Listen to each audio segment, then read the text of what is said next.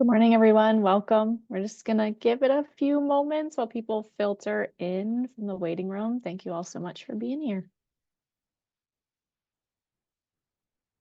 on this windy, cold Friday afternoon.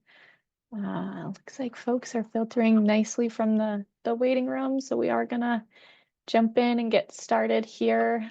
Just wanted to welcome everyone to Governor Mills's monthly opioid response webinar series. Thank you all so much for taking time out of your busy schedules to join us today. I'm Madison Barassa. I'm one of the SUD program managers at the Office of Behavioral Health. I work really closely with Gordon Smith, who is the director of opioid response.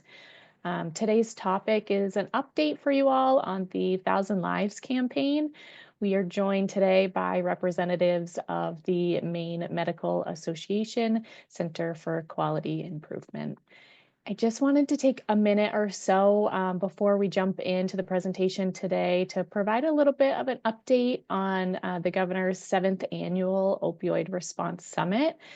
This year, it will be held on July 10th at the Augusta Civic Center. A lot of you probably saw, but in case you did not, we do have a call for proposals out to be considered for one of the breakout session topics at this year's summit. There will be about 20 sessions throughout the day covering topics across the domains of prevention, treatment, harm reduction, and recovery supports. Each of those breakout sessions are planned to be about 75 minutes long, with 5 minutes, of course, dedicated to a person with lived experience telling their story. We do recommend incorporating about 5 to 10 minutes of that presentation for a question and answer session. So all of that to say that we will be selecting around 12 breakout presentation proposals. So if you're interested in submitting that proposal, Lorena's going to pop some of those details into the chat as well. So again, just wanted to provide that for folks if you missed that notice that went out a little while ago. So on another note, we will have another webinar series presentation held on April 4th, again, 11:30 to 12:30 as always. So just keep an eye out for the registration notice that will be coming from AdCare to learn more about what topic we'll hear about in April. One last housekeeping item to go over with you all today. If you do have any questions, we just ask that you put those in the question and answer box. The chat is open and you're more than welcome to have conversation in there, but we won't be monitoring the chat for any questions. We'll get to as many questions as we can today. If we don't, as always, AdCare will post those questions and answers on the website in the coming weeks. Today's presentation, the PowerPoint, all of the resources that come along with that will be available for folks as well. So Lorena will work on getting that out to all of you.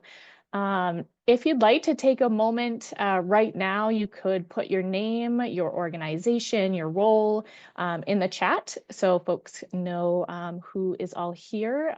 Email addresses, if you'd like, as well would be great so people can connect with you if you'd like. I do have the pleasure of introducing our wonderful speakers today for our presentation. We have Christy Miglin, joined the Maine Medical Association Center for Quality Improvement as the project manager for the 1,000 Lives campaign in January of 2025. She grew up in Lewiston, later settling in Jay to start her family. Christy received her associate's degree as a medical assistant in 2007, and while working in a primary care provider's office, she obtained her BA in business administration, specializing in healthcare. After changing her career from a medical assistant to an office manager, she continued her education and obtained her MBA in 2018 and followed her passion of working with people in recovery at an outpatient opioid addiction recovery company as a regional director. And we're also joined by Eric Harum. Eric is the owner of Harum Consulting, LLC, whose aim is to improve community health and safety from the impact of substance use disorders by providing consulting and technical assistance in the areas of strategic planning, workforce development, and systems improvements for states, counties, and organizations. Eric has 30 years of experience delivering, designing, and directing substance use treatment services in hospitals, correctional facilities, court systems, and community behavioral health centers. Eric provides expertise in 11 states, from California to West Virginia, including in his home state of Maine. So just keep in mind, if you do have any questions today, we'd love to answer those at the end of the presentation. Just put the questions in the Q&A box. Again, the chat is open if you'd like to put your name, your organization, the role that you have, and any contact information you'd love to share in the chat. But with that, I will pass your attention along to Christy, who's going to get us started today. Hello, everybody, and thanks for having us. I'm just going to share a PowerPoint with everybody. And today, Eric and I are going to talk about identifying and closing gaps in care for Mainers with opioid use disorder. First, I'd like Christy, to identify. can I Yes. just pause you? We're not seeing your screen at the moment. Well, you know. I'll let you know once it comes up.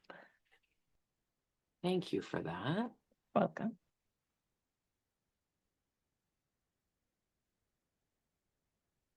Beautiful. Just seeing your slides. Thank you so much. Perfect. Thanks for calling that out, Madison. Like I stated, today, Eric and I are going to talk about identifying and closing gaps in care for Mainers with opioid use disorder. And first, I'd like to identify that there has been an increase of overdose deaths every year up until the year of 2023. We should be proud of what our community has been able to accomplish in the year of 2023. We had a 16% decrease in overdose deaths that year. This campaign started in January of 2024, and at the end of last year, there were 116 lives saved, which is a 19% decrease in overdose deaths for this last year. The average life expectancy for someone is 79 years of age. Unfortunately, the average age of overdose death is 41 years of age. That is a total of a 38-year difference. So with the 116 lives that were saved last year, we have added 4,408 years of life to the future of Maine. In these last 2 years, we have been able to decrease overdose deaths by a total of 33%. These are amazing numbers, and we really couldn't do it without the people and organizations who understand that every life does matter. Together, we can continue to make a difference.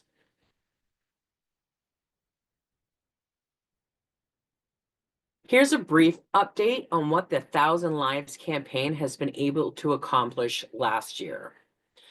Almost every significant healthcare organization and provider professional association in Maine has now signed on to the campaign, including the Maine Hospital Association. Recently, we were awarded 2 years of funding from the opioid settlement dollars by the Maine Attorney General for the role of a full-time project manager, which is my position.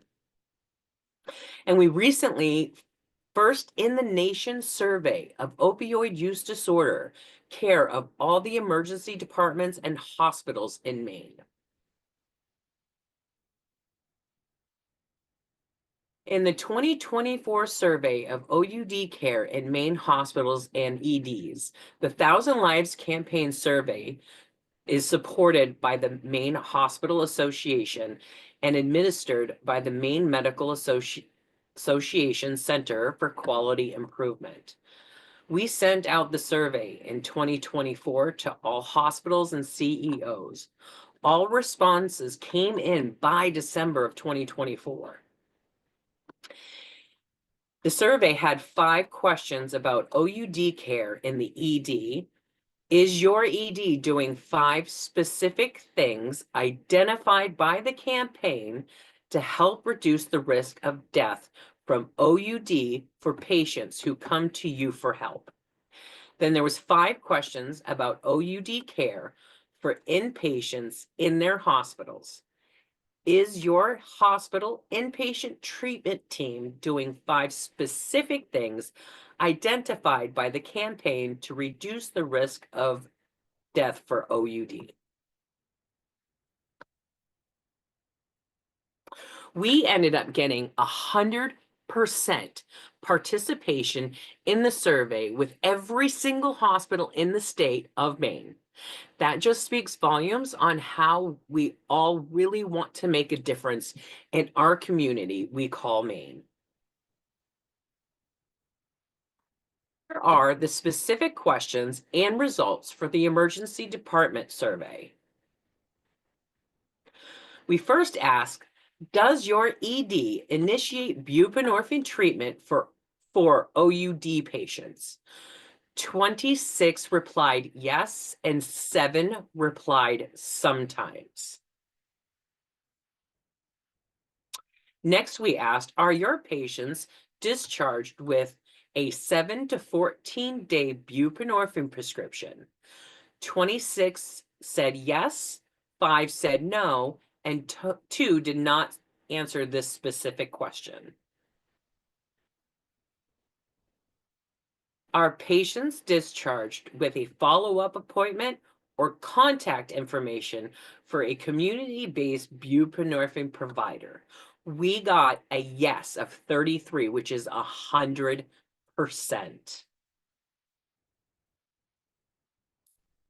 The next question is, have you given your staff in the ED anti-stigma, anti-bias training regarding patients with OUD?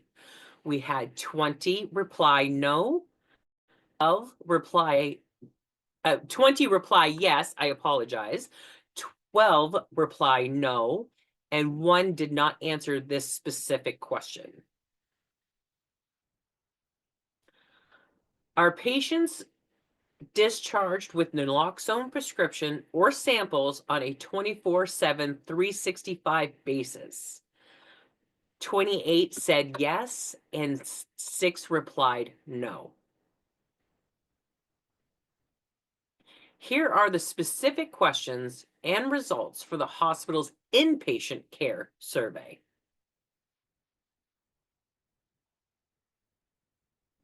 First, we asked, are you inducing inpatient with OUD who want treatment with buprenorphine in the hospital? 16 said yes, 12 said sometimes, and 6 replied no. When inpatients have been induced on buprenorphine while in the hospital, are they discharged with a 7 to 14 day prescription and an appointment with a provider that prescribes buprenorphine? 25 replied yes, 8 replied no, and 1 did not answer this specific question.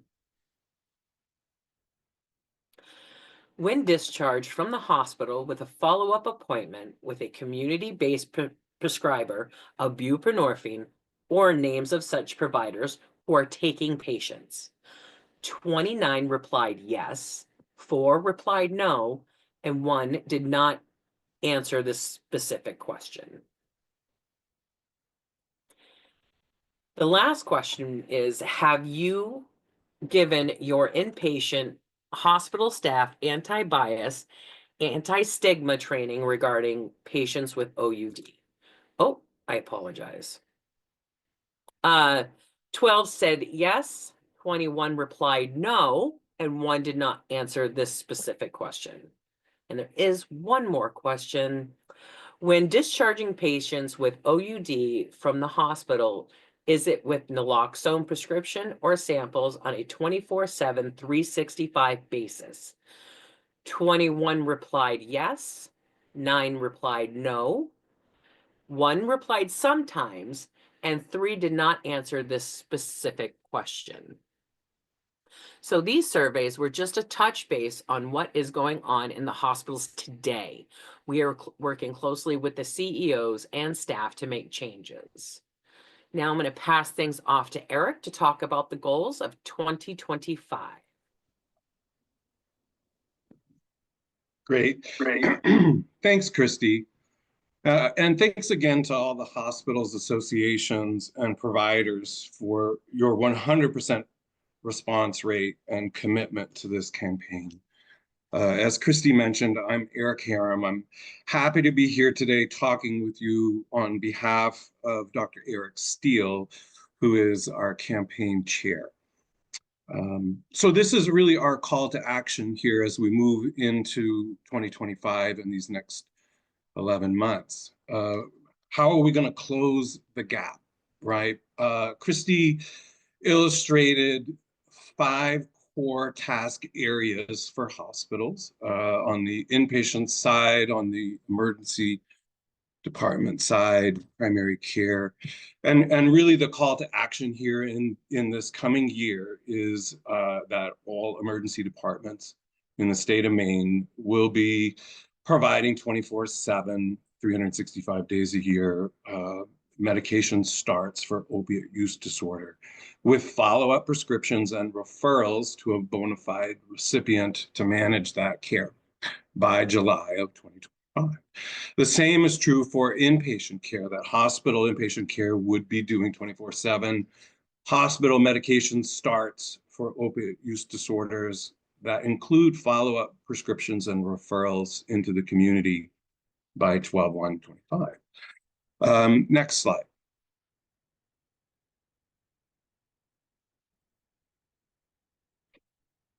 Okay, so this is really an important piece of research. Patients with opiate use disorder die at a rate similar to heart attacks. So within 12 months of discharge from a hospital. And I want to pause and talk a little bit about this one. So over the last 3.5 years, under the direction of the Maine Medical Association, CQI Director Amy Carter, along with my partners, Drs. Justin Bennett, Elaine O'Connor, Maine ASAP, Andrew Earhart, a number of other individuals, our conveners, Gordon Smith and Dr. Lisa Letourneau. We've had the ability to provide technical assistance to many, if not most, of the state's emergency departments, needing and wanting to stand up, initiating medications for opiate use disorder as appropriate. It's been one of the most rewarding projects I've been involved in the 30 years I've worked in this field. Implementing these life-saving standards of care, I don't think can be underscored enough, right? Recognizing there were just 5 questions for each clinical environment on the survey. So the research here really underscores this imperative put forth by the campaign. This article was published in the Journal of Addiction Medicine, again in 2021, and it found that almost 8% of patients with an opiate use disorder presenting or discharging from a hospital died within 12 months of that discharge. 8% of those deaths were directly related from opioid use or overdose. An additional 5% also died from comorbidities. Let's look at this next slide, Christy. So for hospitals and emergency departments not offering medications for opiate use disorder starts at this pace, 24/7, 365, right? In other words, a standard of care. It's as though you're treating some patients with a heart attack in the emergency department, but not others with the same presentation.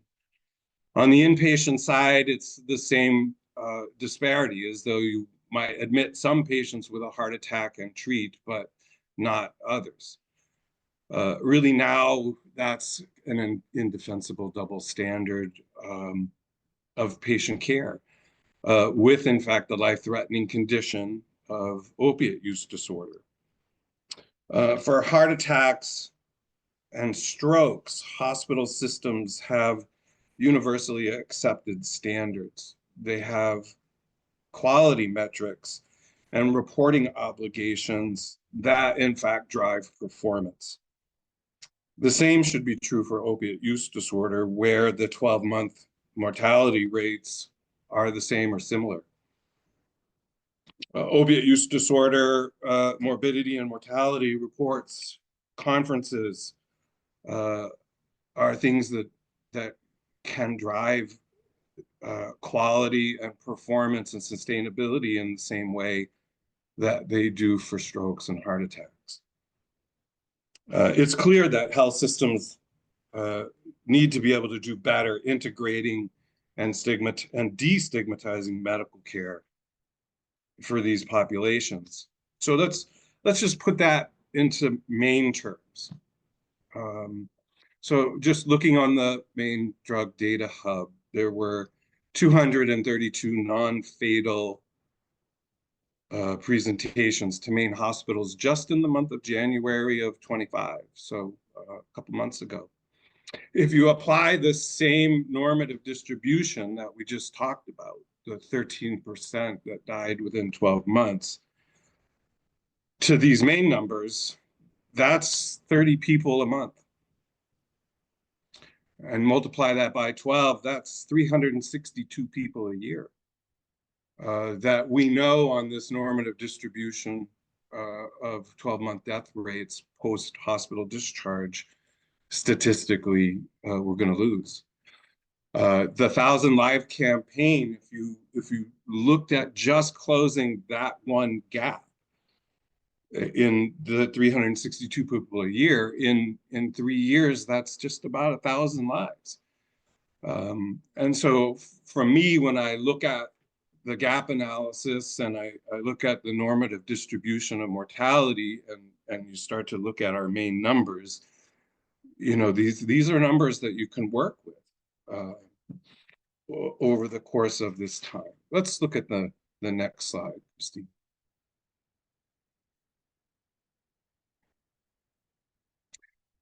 So over the years, when we've talked about expanding access to these well-researched and proven standards of care, there has been significant barriers in the past. So let's talk about some of those, because really a lot has changed here in these past number of years. Most of the friction that was systemically blocking or creating problems for institutions implementing a systematic response have in fact been removed. There's been significant growth in our communities for recovery supports, health improvement efforts, intensive outreach, and the availability of evidence-based treatment in the community. Those have all expanded. And so as we go through the menu of typical barriers that we have encountered and seen, a lot of these remain mythology now. There is not a lack of evidence base for this life-saving standard of care. That's off the table. We do have clinical protocols and workflows that we can resource to institutions and clinical champions, and they can be shared. You do no longer need an X waiver to prescribe buprenorphine. Lack of follow-up of rapidly available opiate use disorder or buprenorphine prescribers is also off the table.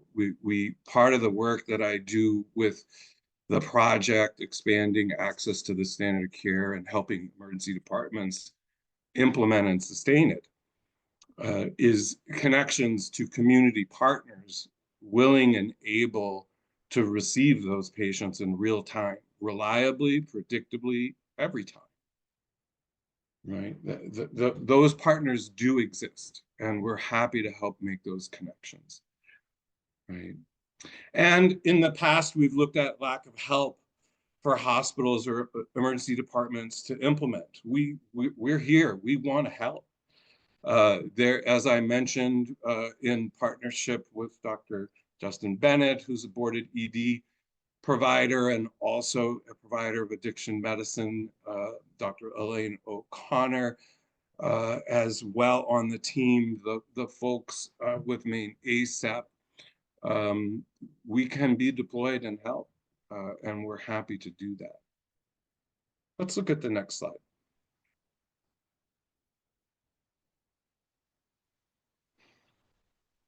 So if we look at how to close this gap, right? Much of this gap has really been driven by, now that we've identified all these barriers that have been removed, much of this gap has been taken off the table. One other piece that I want to make sure to mention is within the community, there's been significant effort to put into place in every county of the state public health and safety scaffolding through the options program. knowYourOptions.me. If you haven't been to the website, check it out. There are licensed liaisons and recovery coaches now in every county of the state. That scaffolding is intentionally in place to help you with these efforts and help with navigation between our institutions and community resources. So if we're going to close this double standard together, it really takes what I call executive sponsorship. If you think back to the past with the Institute for Healthcare Improvement, and when we started seeing significant improvements in healthcare, innovations with learning communities and collaboratives so that we could, in fact, accelerate uptake and sustainability of evidence-based practices. What we've learned then and what we know now is to get there, it takes significant leadership, right? This is CEO work. This is clinical champion work. This is CMO, CNO work. If you find it unacceptable as a healthcare leader that an acute MI patient would be seen in your ED and not treated with appropriately, it should also be unacceptable in your role to allow an OUD patient to go untreated in your ED as well. The same is true on the inpatient side. If you find it unacceptable in your leadership role that an acute MI patient would be admitted to your hospital and go untreated for that MI, it should be unacceptable to you as that leader to allow those inpatients with OUD to go untreated in your hospital. Okay, that's a disparity issue, and it takes commitment, and that's why Dr. Steele is calling this an imperative. Let's look at the next slide.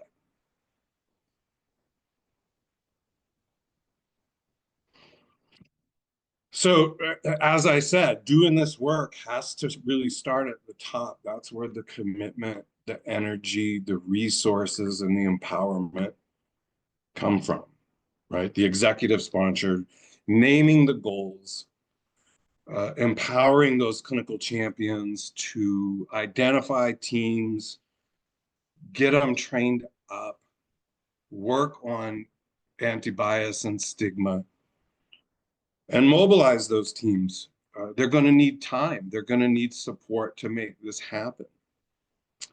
If, like we talked about with heart attacks and strokes, if you also don't have response monitoring, a few simple quality metrics to assure that these things are happening and that they're happening sustainably, they will drift away.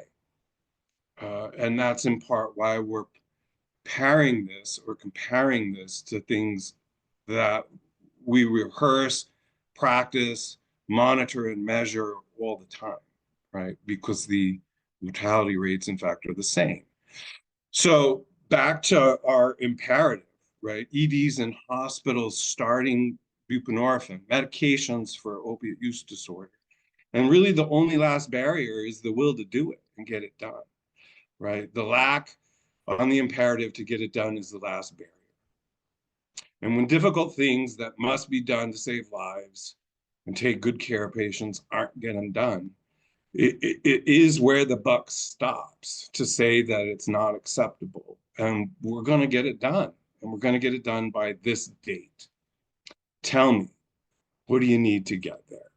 Right? No MI untreated, no patient with OUD untreated. This is our goal.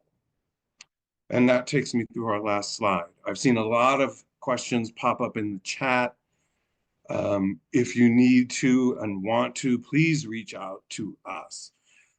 Christy is going to be a point person. She will be widely available to accept your emails, calls, triage those things, resource content and materials, and grab those of us on faculty and get us deployed to you as you want, need, and appropriate.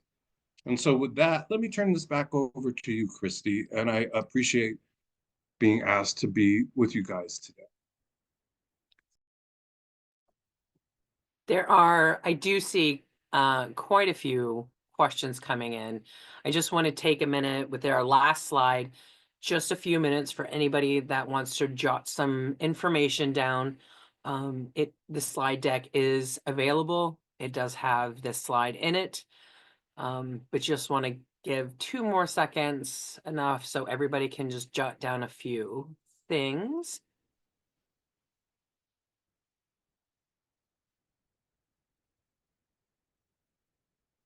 All right. Now let's pull up. We were asking the questions to be put in the Q&A, and we can start with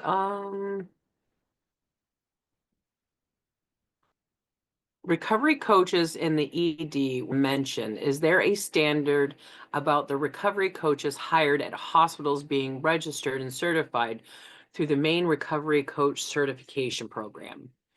That is an amazing question. That is something that we are definitely looking into, and it's really difficult for hospitals right now because their funding is depleting month by month. With what's going on, not going into that rabbit hole, but there's a lot of things that are going on with hospitals. So if we can at least, that's why I'm here, to help them be able to get the things that they need, the training that they need, the education that they need without any additional cost or resources to them. So that is something that the Thousand Lives campaign is looking to be able to take our liaisons, our options, and being able to maybe have them in the emergency department. Before I go through any other questions, I really just want to state where we're at. We are getting CEOs, CFOs, the C-level, and the frontline talking together and putting in policies and procedures, which I know is very basic, but it's not there. I've worked on the front line. I worked on outpatient opioid programs where you build these relationships with this wonderful nurse in the emergency department, and then she leaves or he leaves, and then you have to rebuild that relationship all over again. And instead of building those relationships over and over and over again, which is quite exhausting for people that are doing the best that they can in their opioid programs, we're trying to instill policies and procedures to make sure that there is follow-up and follow-through through the CEOs, CFOs numbers to make sure that they're doing what they're supposed to be doing. With that, we also know that there's stigma, right? And we're trying to come up with some finances to be able to do regular stigma training. When somebody has stigma training, it lasts for about 6 to 8 weeks, and then the burnout is real. So continuing to have that stigma training over and over again to put compassion on our front lines. because that's the heavy hitters. People that work the front lines are the ones that get burnt out the quickest. So to continue to do that education over and over again will help people, anybody that walks through that emergency department, get the compassion and understanding that they deserve. So with that, I know that was a really, really long answer. I apologize, but it did definitely hit a passionate response in me. If I can add to that, Please Christy, do. I see one of the questions from a participant. Were there correlations between stigma training and MOUD induction response, non-paramedic? What we're endorsing is closing the gaps in all of those clinical areas vis-a-vis standing up and making available these standards of care. Having a standard of care and how you feel about it are two different things. Stigma and bias reduction aren't a one and done thing. They're things that have to happen with reinforcement. As human animals, we're really, really good at recognizing stigma and bias in other people. We're really bad at recognizing it in ourselves, right? And so a part of the stigma and bias work, like having an annual competency in your health stream system that all staff are required to evidence in their annual performance review, like HIPAA, like code blue, code red, code pink, right? All the standards in hospitals that we do every year through our health stream, stigma reduction and bias reduction around substance use disorders should totally be on the short list. If you come into my emergency room, I can talk to you in a lot of different ways that can result in a disposition. My own feelings about your condition are not things that typically we're very good at filtering, right? So this is another driver for the education and the training. If I say to a person, we did some training for security in an emergency department that was standing up this standard of care. And what we did is we suggested a small script, right? In this particular place, security was kind of standing like this, near the place. And it's a little threatening, a little scary looking. And we just said, just kind of relax your shoulders. And if you get engaged, a great response is, these people really know what they're doing. They're here to help you, right? If all you say is that, that's great, but the body language and some of this other stuff are things that we need to be thinking about and thoughtful of. This is a fragile population. They're very easy to escalate out of an encounter, right? And so the way we talk to people is significant and important and highly predictive of their willingness to accept the help that we would like to offer them. Let's see, other questions.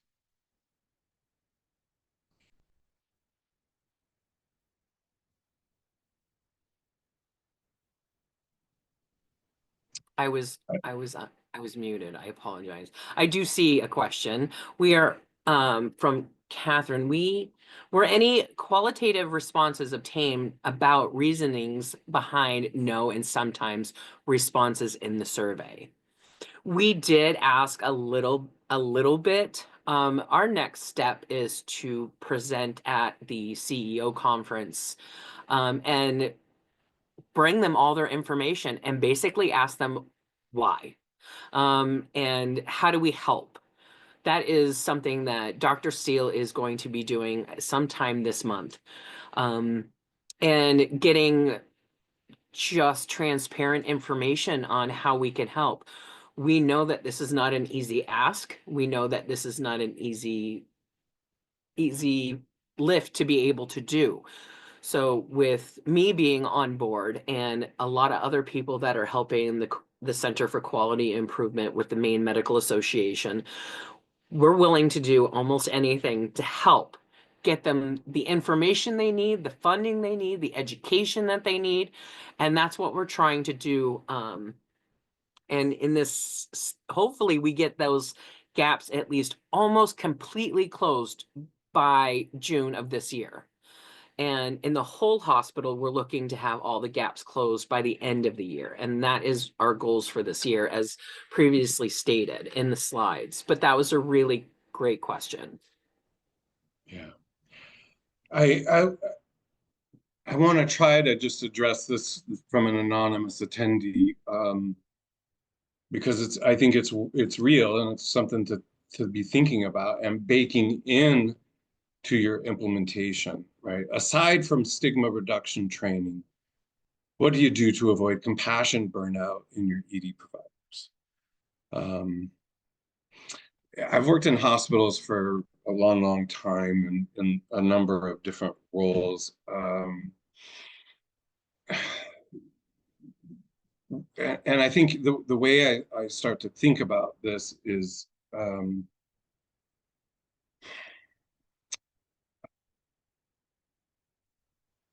when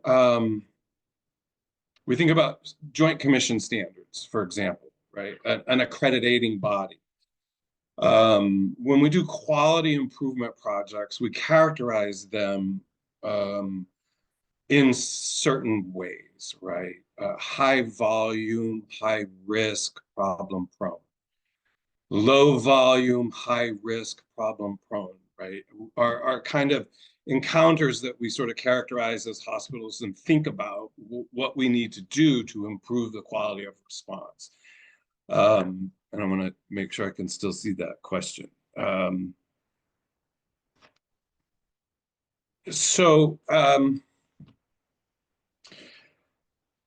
First of all, in most of the EDs in Maine, the volume is what we call low volume, high risk problem prone, right? In hospital EDs that have kind of stood this up, the predictive volume of clients that they're treating with the standard of care is relatively low and somewhat predictable. That means it's hard to remember, right? So it takes some rehearsal.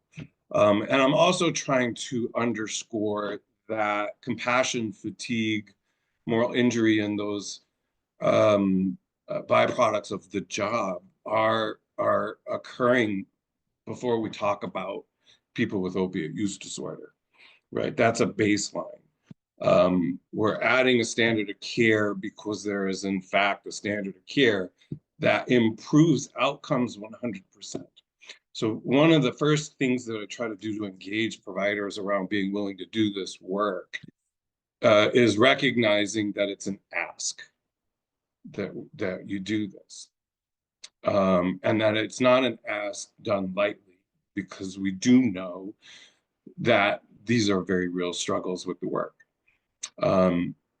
But what we've learned in the clinical trials is that if you get someone started on this medication and you in fact hand them off to a bona fide provider with an appointment date and time in hand, the percentage of those patients who attend that community appointment doubles, right? From 40% before to 80% after. There's almost no changes that we do in medicine that you can say, based on the research and clinical trials, you'll probably get 100% improvement on the outcome. So that's sort of the first bullet point or speaking point on competing with those feelings of frustration and burnout and fatigue. Is this one, in fact, is going to be worth your time? Is my first response. And then I wonder about other questions. Let me turn this back over to you, Christy.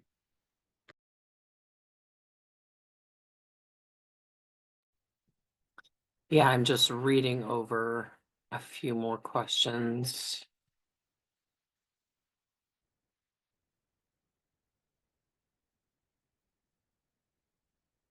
Um, couple of them are like stuff that we are not really focusing on today. A lot of information. The Recovery Coach program actually offers a separate course for Recovery Coach in the ED emergency department.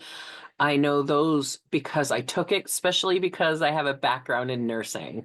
So that's great information. Again, uh, with my information and Dr. Steele and Eric's information on that last slide, please feel free to send us any information that you feel is going to benefit this program. Let's see. For nonprofit organizations that have offered free certified recovery coaches in the ED, is HIPAA a barrier? If so, might a MOU or business associate agreement, if the nonprofit is a mental behavioral health provider, be helpful here?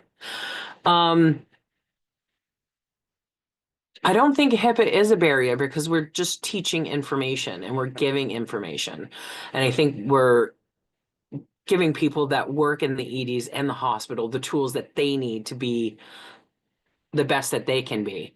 And to spin off on that, like to give people the ability to say, you know, I'm having a really hard time right now. Today, I'm having a hard day. And to be able to be sympathetic to the frontline workers that are just struggling and having that day. Because there's also burnout. So having a sympathetic ear to both of them.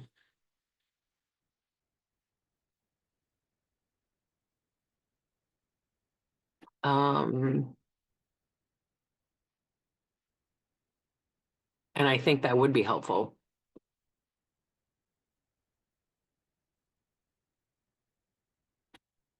They certify recovery coaches in one-on-one ethics and in the ED. And once you get your certification, at least 2 of them, you can work. You become registered with the state after you receive 100 hours after working as a recovery coach. Wonderful, wonderful information. This is so great.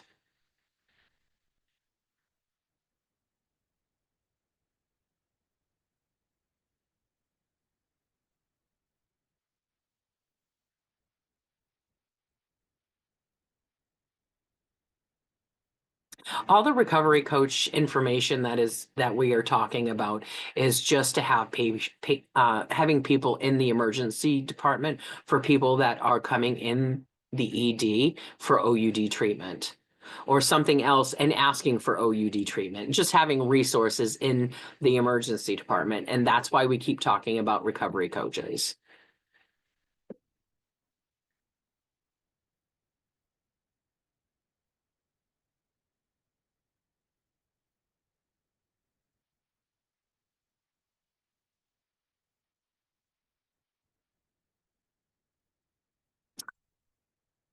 I'm not seeing.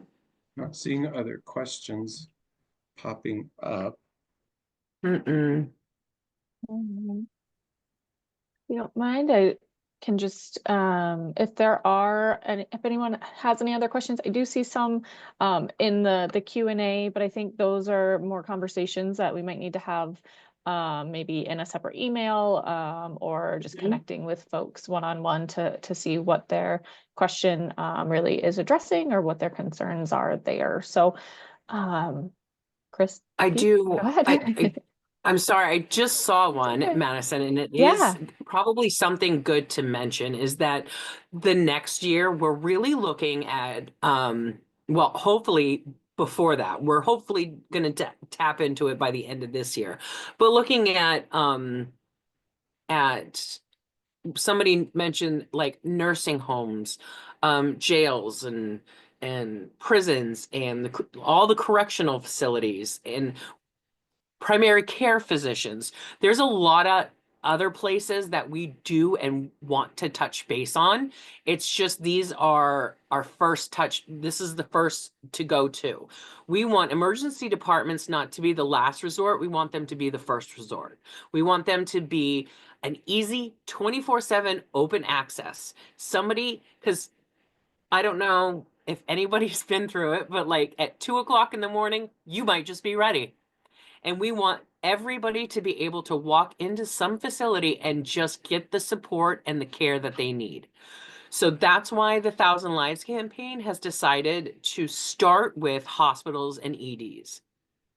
And our goal is to move on. We want to go to schools and, like I said, correctional facilities. And I think it's a great call out to also mention like nursing homes and anywhere where it might be a problem. So that was a really, really good call out. And just wanted to mention that because that is in the long run, anywhere and anything that it might, like people might be affected, we want to be able to help. Sorry about that, Madison. Oh gosh, don't be sorry at all. Thank you so much for saying that. There has been some really great conversation in the chat as well. So thank you folks for the engagement today. There a lot of people have put resources in the chat too. So what we can do is make sure we get pull all those resources out for folks and save that afterwards. And we can figure out a way to get that posted with all of the other materials as well. I'm just realizing I wasn't on camera. I'm so sorry. There was a mention about motivational interviewing in the chat as well. Partnering with patients can reduce frustration and burnout.